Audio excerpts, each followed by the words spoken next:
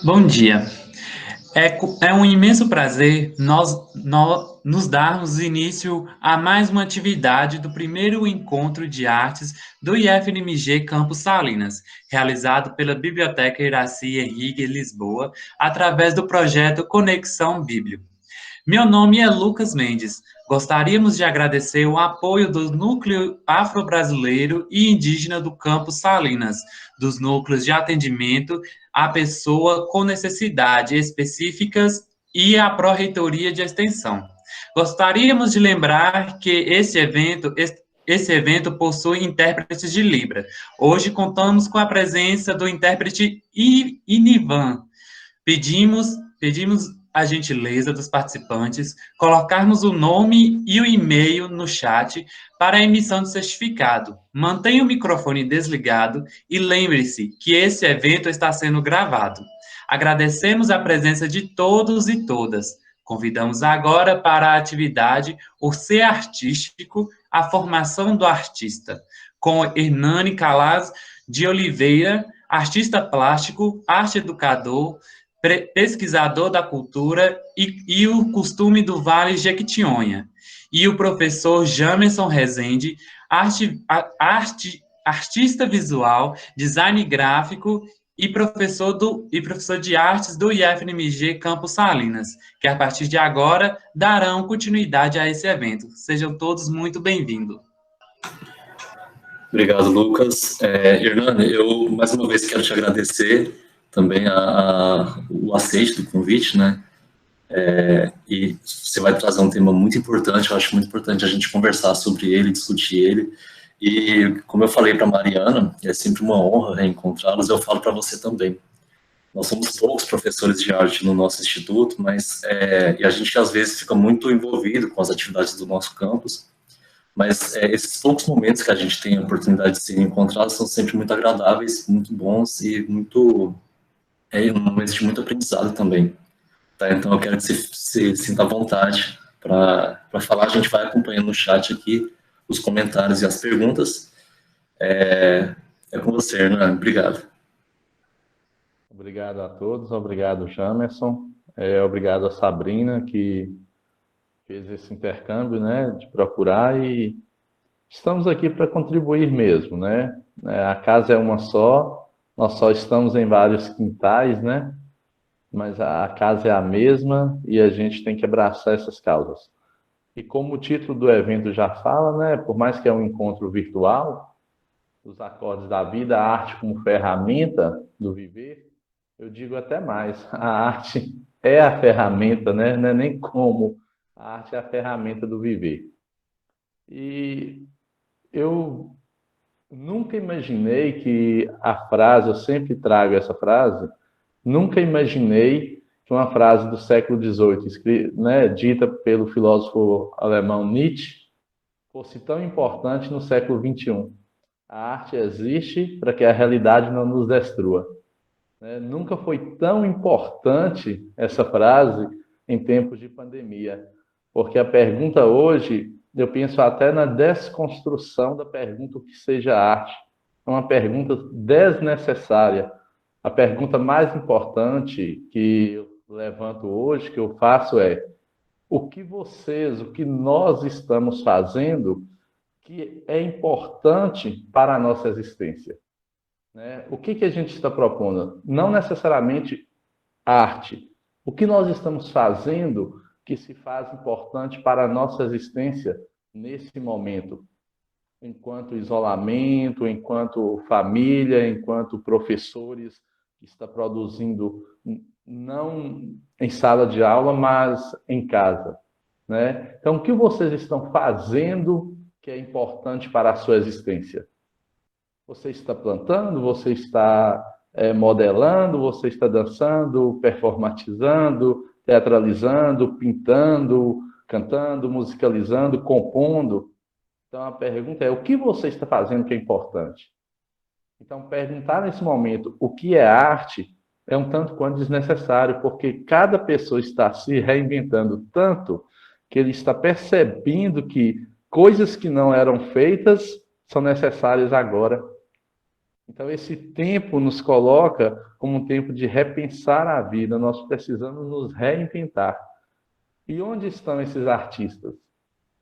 Porque a vida inteira fomos indagados a estudar vanguardas de fora para dentro. Eu, como artista plástico aqui e pesquisador do Vale do Jequitinhonha, como valorizo muito a minha região, eu trabalho na inversão. Eu trabalho de dentro para fora. Então, não é necessário agora preocuparmos com as vanguardas europeias. É preocuparmos quem somos. Onde estão nossos artistas? Aqui é um encontro de arte. É um encontro virtual. Mas onde eles estão? E quem são esses artistas? O que eles fazem nesse momento? Então, é muito importante preocupar com as produções, porque é nesse momento que nós vamos levantar a importância do que se faz, do que fazer. O que você faz, independente se é belo ou não, como uma das características das artes, né? Nem tudo que é belo é arte, mas também nem tudo que é muito ridículo pode ser considerado arte. Mas o que você faz te faz bem? O que você faz te tranquiliza nesse momento de isolamento? O que você faz, as pessoas podem tirar proveito? Então, são perguntas importantes que é necessário fazer, porque vivemos em um momento muito complexo. A arte é complexa, o ser humano é complexo. E essa complexidade não pode ser minimizada. Essa complexidade não pode ser banalizada e tornada igual para todos. Às vezes, na arte, a gente quer trazer uma discussão simplista do que seja arte, mas esquecemos que a arte é complexa. Você não é obrigado a entender a arte, mas você tem que ter um bom senso de respeitar e passar a saber por que aquela produção, qual a importância daquela produção. Nós produzimos, cada artista tem seu viés, cada artista tem sua estrutura na produção, na sua feitura. E muita gente condena, muita gente critica, fala que é feio, fala que é ridículo, traz por outros viés a produção, mas não passa a saber a importância que a arte tem, tanto para aquela pessoa, quanto para o meio ao seu redor. Então, essa construção ela é necessária. Essas indagações elas são necessárias. Eu imagino que temos um público muito grande de alunos, né, mais que professores, e eles ficam aí perguntando, mas espera, o que é arte? Não é necessário. Eu sou da desconstrução para uma nova reconstrução. Eu penso, não é necessário a preocupação neste momento com o que seja arte. Preocupe no o que você é capaz de produzir. O que você é capaz de produzir e alterar o seu meio. O que você é capaz de produzir em seu meio e vai fazer bem para as pessoas que estão ao seu redor. Você toca um instrumento, faz bem para as pessoas, faz bem para você, é importante nesse momento. Você tem vontade de aprender sem condenação, sem culpa? Passe a tocar, toque uma flauta doce, toque um violão, aprenda a modelar, faça errado, refaça, rasgue, renove, refaça novamente. Este é o momento. Porque talvez agora, sem os olhares críticos da sociedade, a gente mais em casa, seja o momento de você se reencontrar.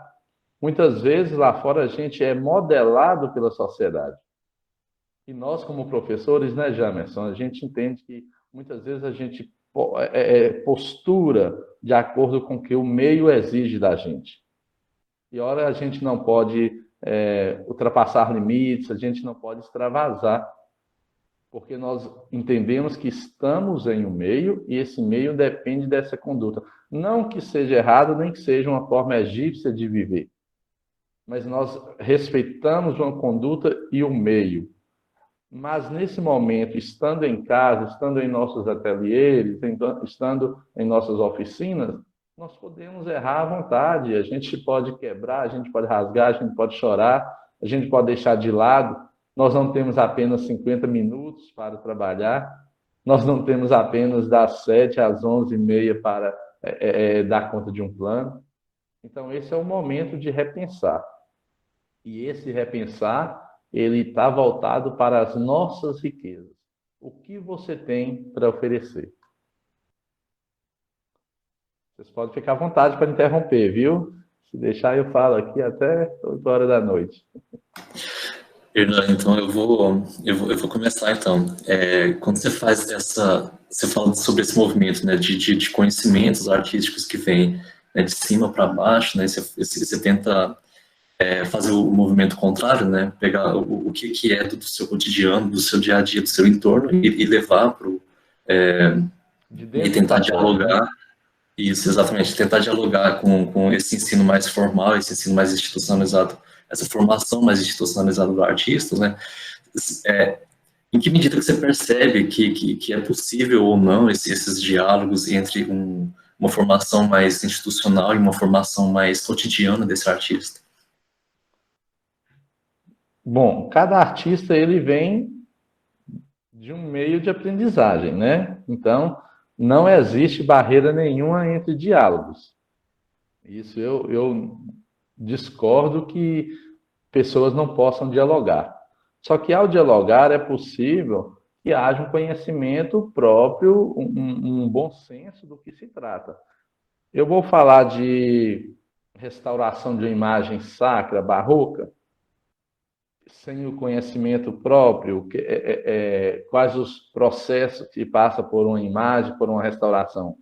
Às vezes a gente critica uma feitura da arte, mas nós não produzimos por igual. Isso não significa que não podemos discutir, mas a discussão ela é possível. E do professor para o aluno, o mais importante é conhecer o aluno, é conhecer o meio de onde ele vem. Quem são essas pessoas? O que eles têm para oferecer? Eu não posso me dar o luxo ou o pedantismo de achar que eu estou lá só para ensinar. Nenhum ser humano é um saco vazio. Todos têm o que aprender e ensinar. Por isso a gente traz ensino-aprendizagem de arte. A palavra não está limitada a ensino de arte. Então eu tenho que conhecer o meio onde eu estou. Eu estou no Médio Vale de Jequitinhonha e eu vou procurar trabalhar as riquezas da cultura e os costumes do Vale de Jequitinhonha. Se eu for para Pirapora, se eu for para Montes Claros, eu preciso conhecer o meio, perceber o que eles oferecem para a gente iniciar um novo diálogo. Porém, os diálogos, eles são possíveis, né? Mas existe uma estrutura de respeito e de conhecimento. E você trabalha muito com esse tema, né, do Vale do Jequitinhonha no seu próprio trabalho artístico, né, na sua própria pintura. E como foi o seu retorno? E eu queria que você falasse um pouco da sua experiência mesmo, né? Como que foi o seu retorno para a academia, né, para o mestrado, levando essa produção? Você sentiu que foi bem recebido, ou você sentiu um distanciamento, um estranhamento? Como que foi essa relação? O Vale de Jequitinhonha já carrega o estigma de miserabilidade, né? Então, qualquer lugar que a gente vá, existe um leve preconceito. Eu acho que é uma questão de impor também seus valores, né? Mas você percebe essa discriminação no dialeto nosso, né? Nós falamos mais aberto, mais abaianado, né? Lá o sul é mais fechado. Então, a gente percebe. Mas a gente vai construindo esse respeito. E uma coisa que eu peço aos vários alunos e a todas as pessoas que estão aqui nos assistindo, quando falar do Vale de Jequitinhonha, não vamos falar do Vale pelo lado pejorativo. Vamos quebrar esse estigma de miserabilidade, qualquer que seja a nossa região, mesmo porque o Vale de Jequitinhonha se limita, mas tem cidades aqui próximas, como Taiobeiras, que não estão no Vale de Jequitinhonha, que trata toda a essência da feitura da produção do Vale de Jequitinhonha. E no mestrado, por exemplo, foi na UFMG, eu senti essas barreiras, né? Vou falar como barreiras. Mas no final foi tudo bem, eu fui mostrando a importância, foi uma construção, a gente aprende demais. E como resultado, eu propus um jogo, né? Um jogo de tabuleiro, que era um percurso onde passeávamos pelo vale com aquele jogo de tirar carta, desafios, né? Desafios. Ande tantas casas, você quebrou uma peça de barro, volte tantas casas. E o jogo ele foi construindo no decorrer desses 2 anos, com muita dificuldade, porém com muita maestria da minha orientadora, e chegarmos no desejado. Então ficou um jogo bonito, ficou um jogo necessário para o ensino, aprendizagem de arte, onde andamos pelo Vale de Jequitinhonha e vamos aprendendo. E no decorrer do jogo a gente vai tirando cartas, porque um jogo fixo ele pode acabar ficando banal. Então os próximos jogadores já vão saber dos resultados. Então as cartas oferecem que as pessoas sejam surpreendidas com os novos desafios. E vocês percebem aqui no cenário que eu montei, aqui à minha direita, como é que está a tela para vocês? É a direita também? Para o espectador. Está à esquerda. Está à sua esquerda. Isso, aqui eu tenho uma tela que é uma pintura minha, eu trago com a Sagrada Família do Vale de Jequitinhonha, desconstruindo aquela Sagrada Família de Nazaré, uma vez que nós também temos Josés, Marias, né? Nós temos os filhos, eu trago aqui uma pintura. No decorrer do meu trabalho, como pesquisador e como apreciador da cultura do Vale, eu começo a fazer andanças. E essas andanças eu vou registrando locais. Então, logo aqui acima, você vê um banner. Esse é uma parede de uma casa abandonada, que hoje ela está demolida, né? Aí se dá a importância da fotografia, né? Após essa fotografia, 1 mês, o filho, herdeiro da casa, demoliu a casa toda, que era dos pais, porque não dava conta de cuidar da casa. E veio para a cidade, tem uma casa moderna, e a casa antiga acabou. Então, eu trago essa essência da fotografia para discutir essas ambiências, esses deixados, né? E aqui abaixo, nós temos as pinturas, né, em lápis dos alunos, lá daqui do campus Araçuaí. Eles trabalham essa essência do Vale de Jequitinhonha com todo o contexto, cores quentes, cores frias, a ordem das cores. Só que o que eu trabalho com os alunos é que o trabalho do aluno ele não pode se resumir e limitar apenas numa folha de papel. Ele tem que ganhar espaço. E como é que ele ganha espaço? Qual que é a proposta para esse trabalho? Eu faço com que a obra do aluno ganhe outras formas. Por exemplo, a gente faz camisetas, se vocês vão conseguir. Isso, consegue ver? Sim. A gente faz camiseta com as obras dos alunos. Eu peço para fazer a sublimação. Então o aluno percebe, quando eu chego na sala de aula, vestido a roupa com as obras dele, aí começam as discussões. Cadê a minha? Eu quero uma também, onde posso fazer? Faço canecas, né? Sublimação em canecas. Então, isso é importante para mostrar para o produtor, para o aluno, o criador, que a obra dele não morre no papel. Ela resiste ao tempo, ela caminha, ela passeia por onde for. As canecas, por exemplo, sublimação com as obras construídas pelos alunos, elas podem ser presenteadas em datas comemorativas, a família, né? Elas vão caminhar, elas vão criar um percurso. Então, a obra ela não morre ali. É essa forma que eu falo que é trabalhar de dentro para fora. Eu não preciso ir na França ver o Lago das Ninféias de Monet se eu tenho uma lagoa aqui na comunidade do meu aluno, mas nunca foi despertado para ele que ele vai ver aquele lago com plantas aquáticas. Eu trabalho primeiro a essência, a vida do aluno, a sua existência, para depois levá-lo para outro lugar.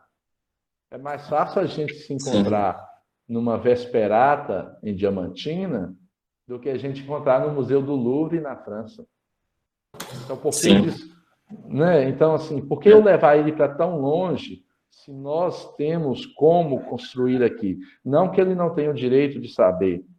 É um processo. Por isso eu falo tanto que uma aula de arte é muito pouco. 50 minutos é muito pouco. Em uma série apenas é muito pouco. Poderia ser em todas as séries do ensino médio.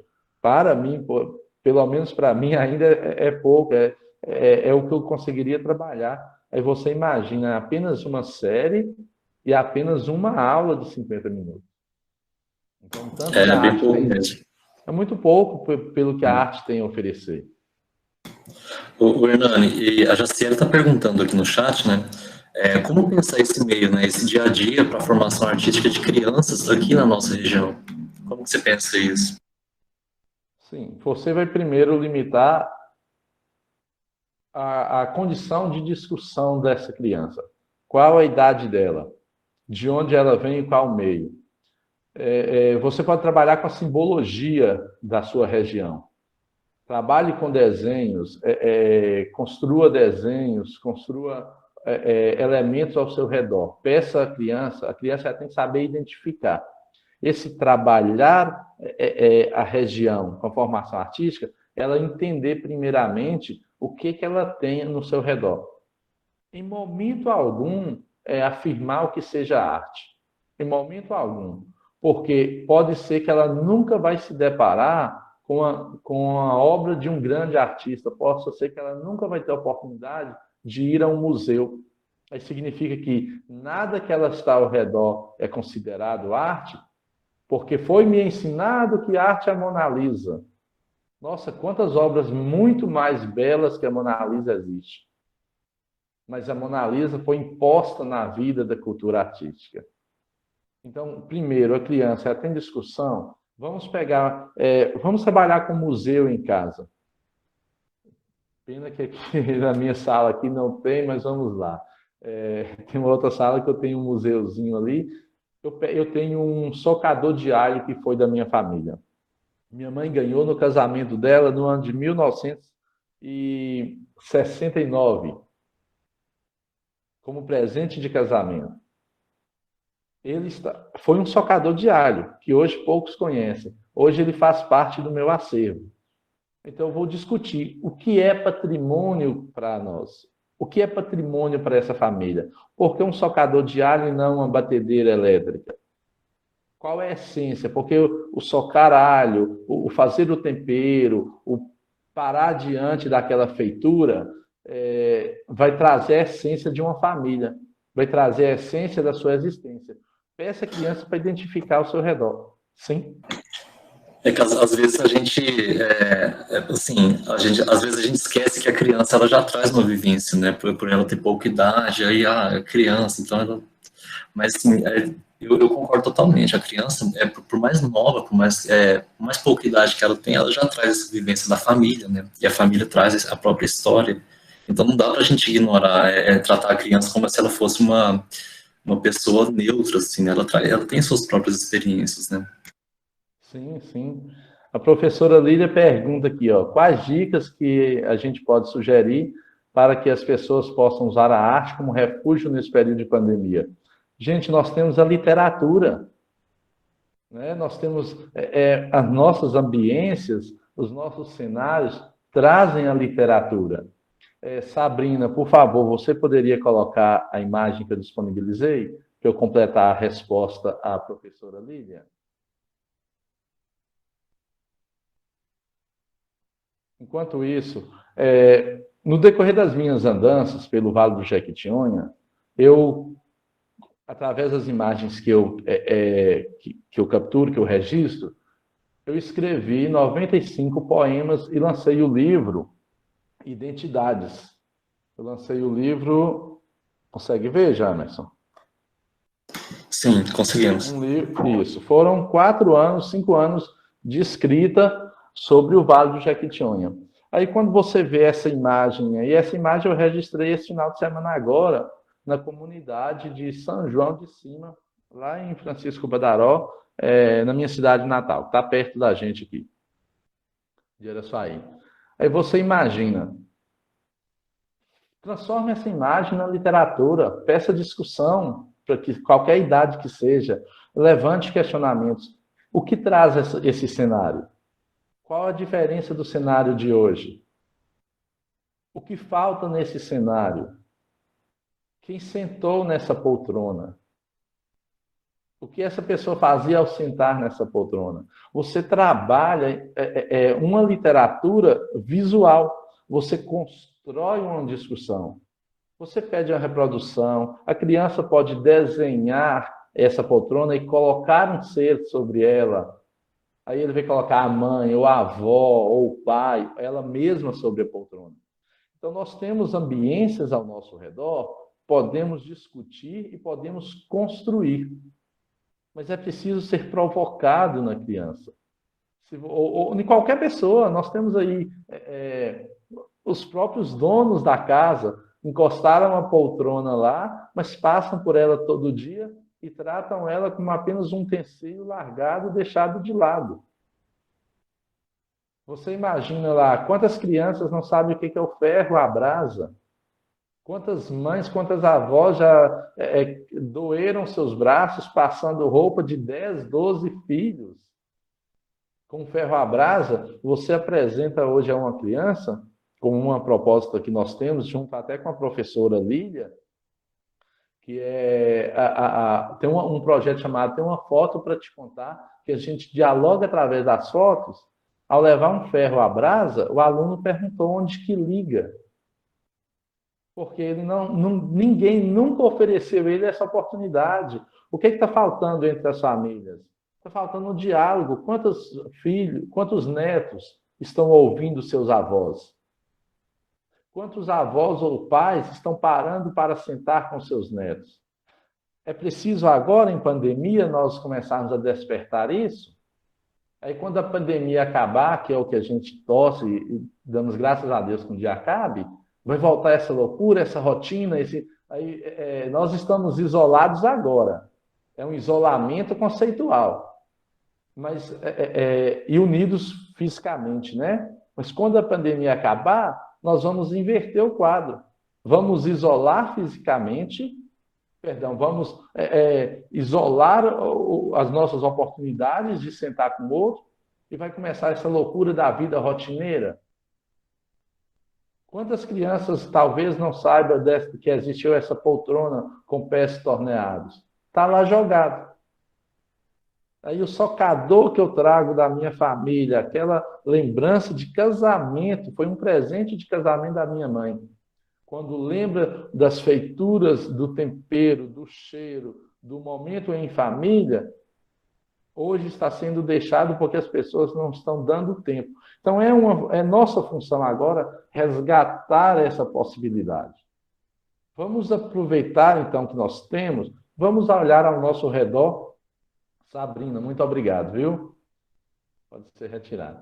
Então, vamos pensar ao nosso redor, vamos imaginar como tratar os conceitos artísticos no que nós temos.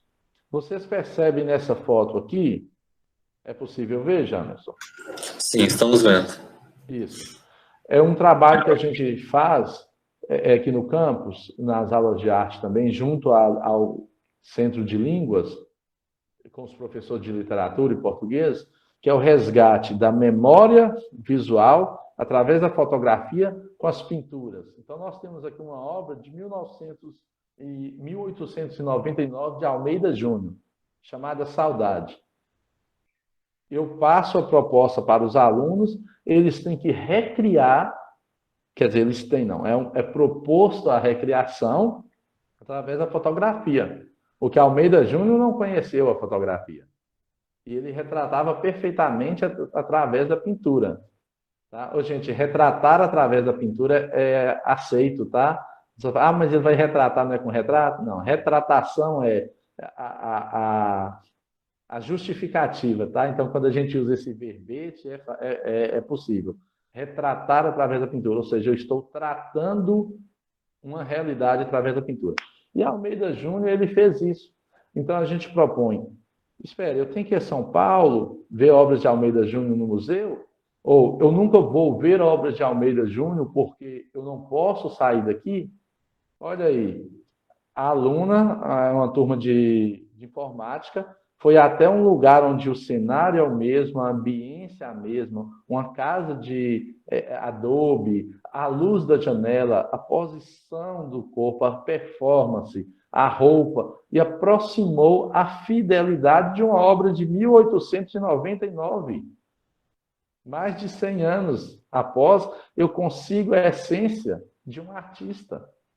Então, esta é a proposta. Independente da idade, seja com crianças até idosos. como nós podemos voltar no tempo respeitando o nosso meio. E o Vale do Jequitinhonha ele tem inúmeros cenários maravilhosos que pode aproximar. Não só o Vale, tá, gente? Toda a região nós temos essas possibilidades. Então é possível falar de arte de dentro para fora. Então, eu posso mostrar, sim, o trabalho de grandes artistas. Futebol de Portinari. É o que a gente mais vê. Pipa, principalmente agora em agosto, crianças soltando pipa. Então é possível essa discussão. Mas como é a proposta? Vamos esperar ir para a sala de aula? Vamos esperar que o professor de arte ofereça isso? E nós, família, o que fazemos para que essa vida não caia na rotina chata? Porque o isolamento está prendendo. Pessoas não estão adoecendo mais fisicamente, as pessoas estão adoecendo mentalmente, porque elas não estão se reinventando. E a arte está aí para ajudar. É o que eu falo com todos os artistas. Podemos colocar a cabeça no travesseiro e dormirmos satisfeitos, tranquilos, porque hoje, mais do que nunca, a arte ela está justificando a existência. Pessoas cantando na sacada, a palhaçaria nos hospitais, os contos, a literatura, o desenho, a modelagem. Um conteúdo que é tão menosprezado no ensino, um conteúdo que é tão deixado de lado, que é tão fácil de ser substituído. Uma aula que é interrompida inúmeras vezes para mandar recado, para ensaiar, para cortar papel, para fazer apresentação de chegada, para recepção de uma autoridade. E não tratam a arte como área de conhecimento. Então, artistas, eu falo com vocês, hoje é onde a gente pode ver a maior satisfação que temos. Porque sem a arte, em tempos de pandemia, a vida estaria muito chata. Então, nós podemos colocar a cabeça no travesseiro e dormirmos tranquilos, porque está aí a maior prova da importância da arte. Hernani, eu acho que sim, eu acho que você foi muito feliz na escolha do Almeida Júnior como referência para esse projeto. A Ana Cláudia falou ali que ficou apaixonada por ele, né? E eu acho que você foi muito feliz porque o Almeida Júnior, lá no século XIX, ele já traz esse olhar, né? Ele tem essa formação acadêmica, mas ele traz esse olhar para o sertão, então ele faz esse movimento reverso também, né? E aí ele está dentro do realismo, né? Ele é o expoente principal do realismo aqui no Brasil, porque ele traz, de fato, essa realidade do sertanejo, né? Ele não quer representar os deuses da mitologia greco-romana, sabe, essas coisas, nada disso. O olhar dele se volta para a vida do cotidiano e do interior de São Paulo, né? Do sertanejo, do trabalhador rural. Então, acho que você, assim, foi muito feliz. Eu acho que casa totalmente, sabe? Está totalmente relacionado. Sim. E o que tem de arte no nosso cotidiano, né? Na nossa própria casa, assim, quais objetos, o que esses objetos contam de história, quais narrativas é possível construir. Então, assim, as possibilidades são infinitas, né? Sim, por isso que eu trago que é importante esse diálogo reverso. Nota não fica para aluno, professor Jamerson. O que fica para aluno é o conhecimento. É importante mostrar para as massas, para as classes, que o conhecimento é que vai abrir portas. Então, não é nota, não adianta ter um conteúdo que dê nota ou que nunca reprova, se ele não marcar a vida, a passagem desse aluno pela sua construção. Então, é importante que se trabalhe isso, e não é só no conteúdo de arte. O conteúdo de arte, eu até falo, posso estar errado, pode soar mal, mas eu falo que é um conteúdo que mais abraça os outros conteúdos. É o que está de mão dadas com todos. Nós trabalhamos junto aqui no Campus Araçuaí com literatura, nós trazemos Guimarães Rosa, nós trazemos o sertão, nós temos essas ambiências. Para que melhor falar de vidas secas, morte e vida severina, quando a gente tem um cenário maravilhoso aqui do lado de fora? Então, A matemática, a geografia e as cores. A gente trabalha cores quentes, cores frias. As cores, elas estão trabalhando aí na geografia, no clima. Você assiste um jornal e lá vai apresentar o mapa, a pessoa do tempo lá vai apresentar o mapa, ela está falando onde vai chover, onde não vai chover. Aí na sala de aula eu estou trabalhando cores com o aluno e estou oferecendo a ele assimilar esses conceitos. A geometria, nós trazemos aí a arquitetura, os tabuleiros, Escher, né? Nós trazemos tantos artistas que fazem geometria, a arte está ali dentro. Isso é uma transdisciplinaridade. A multiculturalidade na nossa região, ela oferece esses diálogos. E a arte, eles têm tudo, não tem como falar de um conteúdo que você não fala das estruturas da arte. Mas é essa dificuldade que nós temos de não ser esse professor polivalente. Os 4 eixos da arte, a dança, a música, o teatro e as artes visuais, nem sempre ela é trabalhada pelo mesmo professor. Essa é uma dificuldade. Mas as instituições vão colocar 4 profissionais formados em cada eixo? Ou a gente que é de artes visuais tem que trabalhar dança, teatro? Eu não me sinto obrigado a trabalhar os eixos que está fora da minha formação. Não que eu não saiba, não que eu não entenda e não que eu não estudei. Mas é nas possibilidades. Eu trago uma obra... Oi? É complicado mesmo essa questão da formação e do professor polivalente, né? É porque parece que a escola ainda não acompanhou a universidade, porque a polivalência ela caiu e passou a se formar o professor especializado em cada uma dessas áreas, o ideal seria, né? E a escola parece que não acompanha. E como que a gente fica nessa... É uma sinuca de bico mesmo, né? Sim, e nós não é que não se trabalhe. Eu posso pegar as artes visuais, trazer uma obra, as bailarinas Renoir e trabalhar. Assim como o professor de teatro pode trazer uma obra dentro do teatro, reproduzir uma pintura. São as performances. É quase o que eu faço aqui. Isso aqui é uma performance. A pessoa tem que chegar na fidelidade de uma pintura. São os 3 jeitos. Eu pego a obra lá, Retirante de Portinari. São N posições, ali é uma performance. Existe uma teatralidade. Aí você trabalha com fundo musical, trabalha a música. Você trabalha a dança. Então é possível. Só que existe essa dificuldade para nós não nos tornarmos professores polivalentes. Nós temos uma formação específica. E é onde nós temos que... Pode concluir, te interromper. E é onde nós temos essa possibilidade. A arte, ela nos oferece a transdisciplinaridade, trabalhar junto a outros conteúdos. São linguagens diferentes, né? Então a gente precisa procurar esses pontos em comum.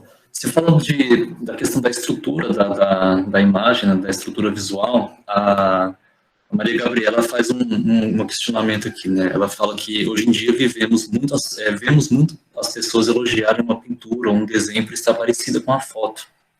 Isso leva a entender que, para que a arte seja boa, né, entre aspas, ela coloca, ela deve parecer com uma foto e ela acha isso problemático.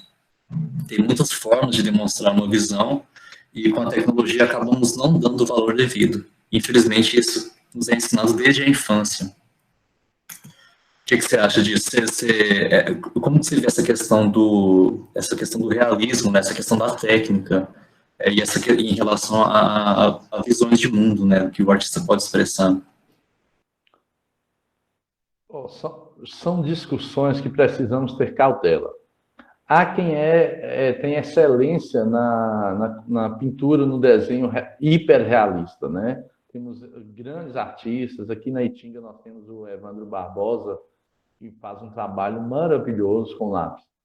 Mas nós temos que entender o seguinte: você quer ver uma arte apenas real? Você se propõe ver apenas o belo? Se for assim, Picasso perde sua conduta como artista. Né? Basquiat perde sua conduta como artista. São inúmeros conceitos. É o que eu falo, não existe uma arte própria, não existe apenas um artista, um belo artista. São inúmeros e espalhados. É você que tem que entender o que você quer, do que você gosta. Nós temos, quando a Gabriela traz aí, que eu imagino que seja um incômodo dela, né? É um incômodo de muitos. Nem todas as artes elas têm a obrigação de serem bonitas, serem belas. Elas têm que ter intenção, elas têm que ter essência. A Guernica, nem por isso é tão bela na sua estrutura, mas ela traz uma essência magnífica, uma discussão sobre o bombardeio no vilarejo de Guernica. Ela traz uma essência do que vivemos hoje. Só que, em épocas diferentes, os artistas ora pintam, outros ora registram. Se nós pegarmos uma reprodução da Guernica no tempo de hoje, vamos ali para a Praça de São Paulo, onde pessoas estão entrando em conflito, e você faz uma fotografia. São épocas diferentes. São indagações, são discussões, são provocações. Existe o hiperrealismo, mas é preciso despertar no espectador o que ele quer. Ele quer ver só obra bonita? Então vamos comprar livros da Renascença. São obras maravilhosas, anatomia perfeita, indiscutível. Mas você quer discutir essência sem preocupar com o visual? Então vamos pegar o cubismo. Cada um tem sua importância. É o que eu falei no início, a arte é muito complexa. Nós não podemos simplificar a complexidade da arte. Nós precisamos discutir sobre elas. O hiperrealismo é maravilhoso, mas se for para analisar uma obra hiperrealista, nós trabalhamos a fotografia, porque é mais realista do que o hiperrealismo. Então elas estão andando juntas, né? Eu quero discutir a arte, eu quero discutir a pincelada, eu quero discutir a grossura da tinta, eu quero discutir texturas. Então a gente tem que entender qual que é a nossa perspectiva visual. Eu acho que essa questão do realismo, né, eu acho que o próprio sentido da palavra realismo se perdeu, né? Porque passou-se a se dar uma importância muito grande para a técnica, né? Para o virtuosismo. O que é o realismo? É você retratar com a sua arte a realidade, né? Basicamente. É isso que o Almeida Júnior fazia na época dele. E talvez ele seja naturalismo, pareça uma fotografia, porque ele é anterior à fotografia.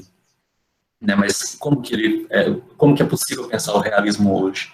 O realismo é só a técnica, né, ou o realismo ele retrata a realidade do cotidiano? Então, para mim, falar de realismo, falar de hiperrealismo é muito mais assim, um tema do que a técnica. Né, o que eu quero mostrar de realidade, né? Não é a técnica em si, ela não tem significado.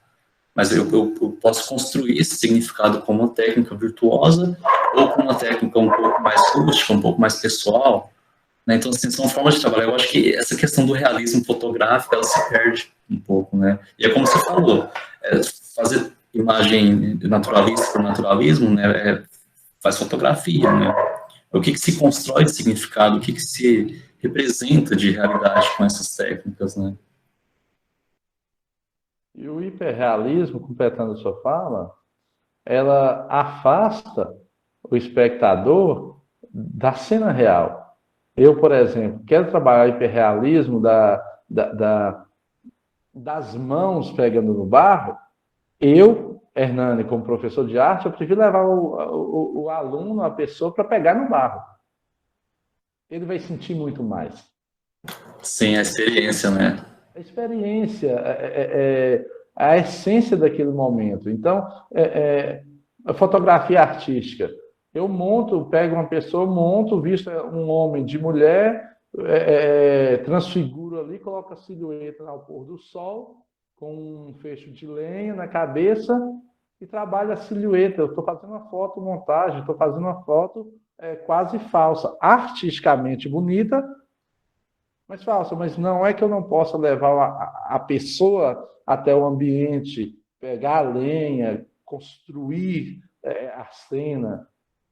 Isso é uma aproximação, mas é uma aproximação física, não é só aproximação visual. O hiperrealismo traz uma aproximação visual, está muito perfeito.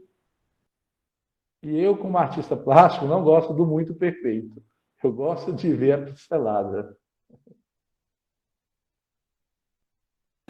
A pintura que não precisa fingir ser fotografia, né? Ela pode ser pintura, né? E é justamente o que diferencia ela, né? E por que esconder isso, né? Por que esconder essa técnica? E mesmo porque, quando você, vou apresentar aqui, quando você fala muito do hiperrealismo e valoriza demais essa técnica, você acaba sumindo com alguns artistas. E você inibe o aluno que faz sua produção, que não é hiperrealista, e de repente, não, o professor acha que o hiperrealismo é mais importante, então por que eu vou apresentar meu trabalho? Então nós temos que ter cuidado quando pensamos que obra de arte é só o que é belo, porque nós estamos inibindo novos artistas. E os artistas estão aí em construção o tempo todo, ele começa pelo feio, ele começa pelo errado, é um aprendizado. O ceramista, o mais exímio de hoje, trabalhou pegando massa de tijolo e produzindo e não queimando, as peças quebravam. Aprendeu com o tempo, hoje faz excelentes peças. Por que o aluno que desenha, que faz seus borrões, suas achuras, ele não pode ocupar espaço? E uma dessas propostas que eu gosto muito de oferecer nessa discussão artística é, por exemplo, eu pego... Aqui até então foi com pinturas minhas. Eu faço postais com pinturas. Então, aqui são pinturas. Essa aqui, por exemplo, que está aqui no cenário, eu fiz o postal. Mas por que o que é a questão do postal? Porque o postal, ele tem custo. E muitas vezes você não vai produzir um postal para não ter o benefício, o retorno. Então, eu trabalhei com minhas peças, então foi um custo pessoal. Mas como fazer isso na escola? Posso pegar as artes dos alunos que estão aqui, eu posso pegar do aluno e transformar em um cartão postal. Mas para isso eu tenho que fazer um projeto sem fins lucrativos. É preciso ter a demanda, fazer uma licitação de 3 empresas, a mais barata para produzir. Então parece que é uma coisa custosa fazer com que a arte funcione. Poderia ter cartões postais para a gente distribuir para todos os campi da nossa instituição. Poderíamos ter material para presentear os nossos visitantes. Vem aí os créditos, nome do campo, nome do aluno, a arte do aluno vai andar, mas é trabalhoso valorizar. Tem que ser um projeto, o projeto tem que ter uma boa justificativa, senão não aprova. Mas é possível, não é que é impossível. Mas é onde que a gente tem que continuar lutando. Eu quero trabalhar de dentro para fora, eu quero valorizar o que eu tenho para ganhar o mundo. E quem sabe um dia o aluno vai ver o postal dele numa loja, numa papelaria lá em Belo Horizonte. Pensa a satisfação dessa pessoa. Mas não é fácil. É trabalhoso. É um comentário da Jaciel, eu acho muito pertinente. O que Sabrina pediu para centralizar? É isso? Isso. Eu acho que assim fica legal, dá para ver assim. É que eu trago essa desconstrução. Eu trago a Sagrada Família do Vale de Jequitinhonha, desconstruindo aquela Sagrada Família de Nazaré. Porque eu preciso tratar da família de Nazaré quando eu vou fazer postais para o Natal? Se eu posso pedir o aluno para reproduzir a sua família. O seu José, suas Marias, suas crianças. Né? Então, é uma construção. Não é fácil, mas não é impossível. Contextualizar é importante, né? Eu concordo com a Jaciele, né? Ela fala que ela sempre gosta de trabalhar com material artístico nas aulas de história dela. Ela faz o tratamento da fonte, mas busca pensar sobre essa formação da sensibilidade estética contextual da fonte, né? Então, o contexto, sim, é muito importante, eu também penso. Né? E ela pensa que o caminho é o diálogo interdisciplinar mesmo, e não a polivalência. Então, acho importante o ensino contextualizado da arte também, né? A gente pensar nesse sentido. E essa discussão nós levantamos o tempo todo quando a gente luta pela arte. O que vai repercutir no meio social? O que você quer que o aluno leve do conhecimento de arte? Eu não quero que o aluno saia da escola só apenas aprendendo a cortar papel e fazer dobradura. Eu quero que ele vá para o museu e chegue lá, pare um pouco e analise. Por que ele está ali? Não é nem porque a obra está ali, a obra já está. O convidado é você. Aí você chega lá e vai falar, é possível ensinar o aluno para falar o que a obra é feia e que a obra é bonita? Isso não é importante. Nós temos que banir a palavra feio do nosso vocabulário. Tem coisas que é feias, mas são necessárias. Tem coisas bonitas que são desprezíveis, são desnecessárias. Então, na arte também é assim. Então, o que eu quero que o aluno leve para a sociedade? O conceito. Não é chegar em qualquer lugar, eu sempre faço essa brincadeira, essa dinâmica. Você chega numa loja e vai querer comprar um sofá. Sofá maravilhoso. Você senta no sofá, você deita ali, vai experimentar, dá um pulinho no sofá. Quando vai perguntar, é 5 mil reais. Aí você fala, Deus me livre, que coisa feia. Não é o sofá que é feio. É a nossa condição de estar naquela... Eu não posso ter naquele momento, mas não significa que é feio. Em compensação, não significa que algo barato também é o desprezível. Isso se chama conforto. A intenção, para que você quer? O aluno, quando eu faço essa dinâmica, essa brincadeira, é que ele chegue no museu e respeite a obra de arte. Ele não pode olhar para Demoiselle d'Avignon, de Picasso, e de repente olhar para a obra e falar, nossa, é uma obra feia. O museu não quer saber a sua opinião se é feia ou se é bonita. A obra está lá. E o valor daquela obra dá um carro de luxo para todo mundo que está aqui nessa palestra, ou mais.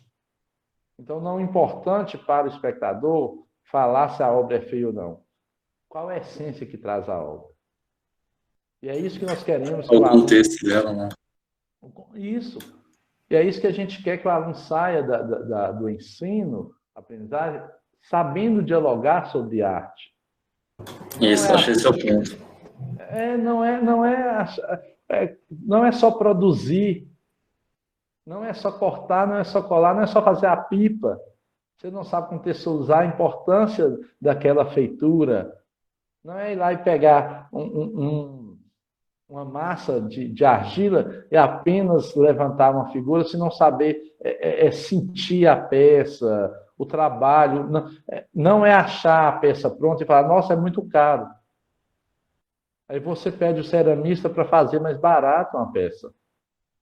Mas você não tem coragem de ir lá no barreiro, pegar o torrão, socar o torrão, peneirar o torrão, tirar a impureza, molhar, amassar, que é muito pesado, deixar a massa descansar, modelar e ficar 6 horas queimando uma peça para vender de R$25. E você fala que é caro. Então tem muita essência. Tem muito diálogo atrás de uma peça de arte. É isso que a gente tem que começar a provocar no ser humano. Independente da idade, seja criança, seja adulto. Uma criança risca uma parede, para muitos, um vandalismo ali, está riscando a parede. A criança está dialogando, ali é uma agenda da criança. Ela está registrando algo, ela faz o pai compridinho, faz a mãe barrigudinha, faz o cachorrinho, faz ela mesma. Ela está dialogando na possibilidade dela. Ela vai crescer e vai aperfeiçoar, ela vai melhorar, ela vai entender. E os pais também, quem vai chegar vai entender.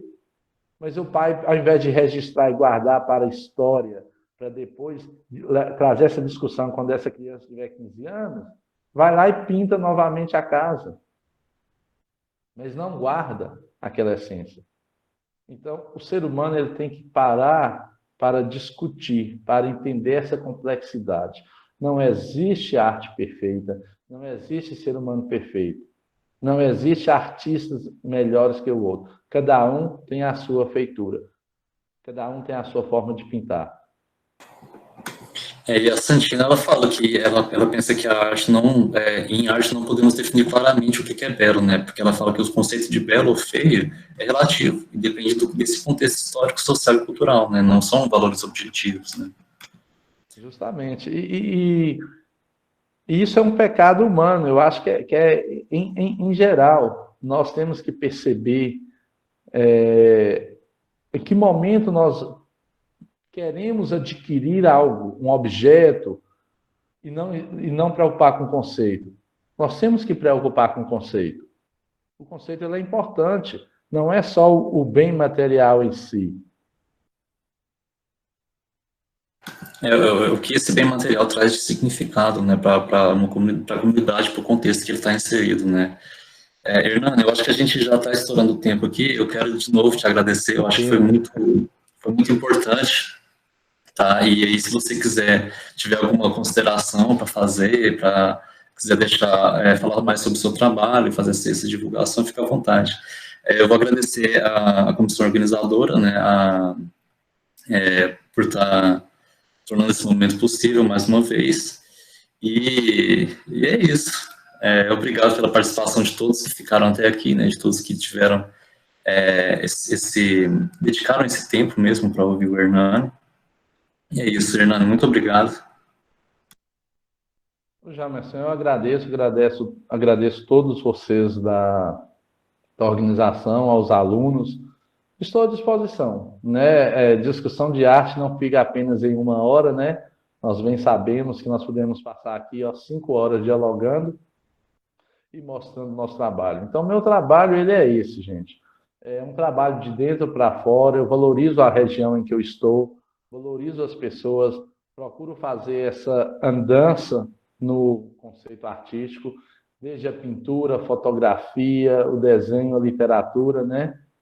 E assim que eu puder, eu vou mandar alguns livros meus para contribuir com a biblioteca de vocês aí em Salinas, né? Estou agora na produção do segundo, que vai ser acompanhado de poemas, contos e fotografia, porque muitas vezes a pessoa não sai de casa.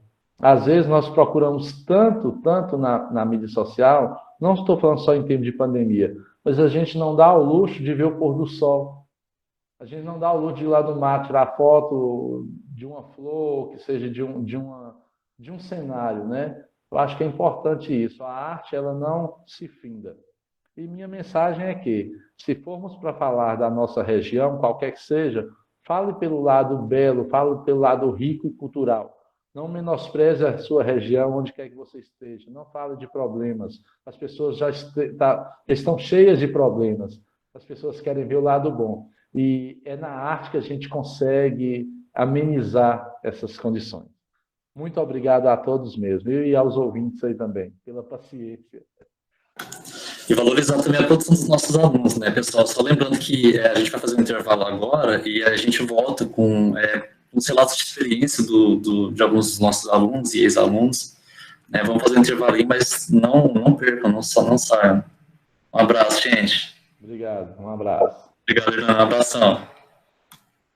Obrigada, professor Jamerson. Obrigada, professor Hernani.